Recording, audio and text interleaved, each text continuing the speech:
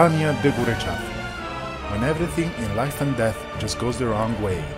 Of course, when God speaks to you and says you've been naughty, perhaps it's not the best idea to insult him and call him an incompetent, unfair fool. Of course, if your job is firing defaulting employees from companies you're working for, maybe you should expect that your life could end at any time under a train. Literally.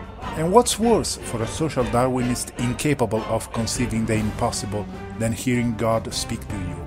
A god who every man refuses to consider as such, calling him instead being X. His behavior might have cost him just a removal from the rebirth cycle, but hearing his words, being X chose to condemn him to an arguably even worse fate.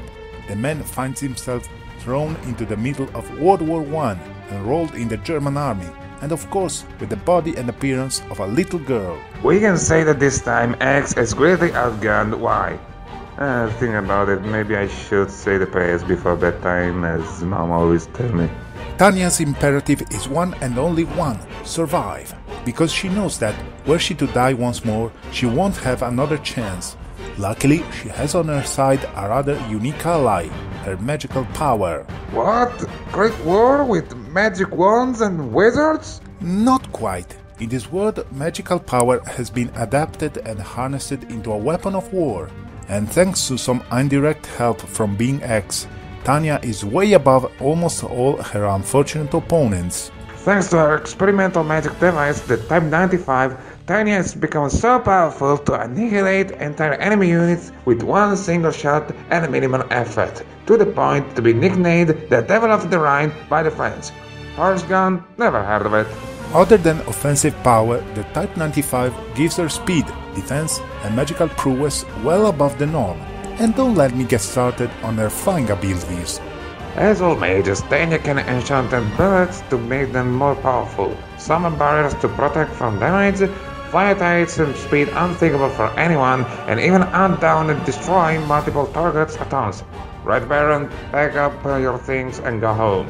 All this thanks to her special Operation Orb, but it's nothing compared to her secret weapon, which is, well, praying. Hold on, wasn't this a war between a little atheist and heaven? Let's say that Being X gave her a tiny incentive to force her to believe in him.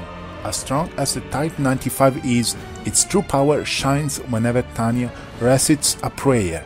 This way, the orb is bolstered by the power of Being X, and all her stats take a big leap upwards. So, from a demon of the Rhine we get to an Archangel Michael, maybe?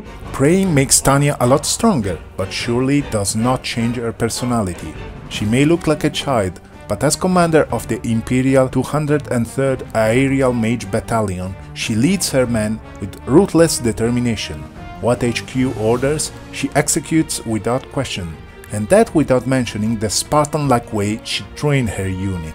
Spartan?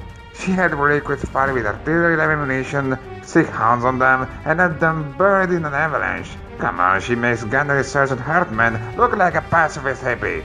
All this makes the 203rd a tight-knit unit virtually able to do pretty much anything, whose members follow to the letter their commander's dogma: shut up and obey.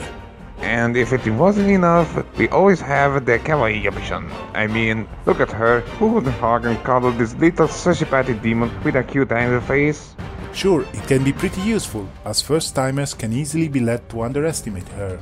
But if your opponent is a 10-year-old mage, bringer of interdimensional devastation, I believe this tactic may be a bit ineffective. Yeah, that's right.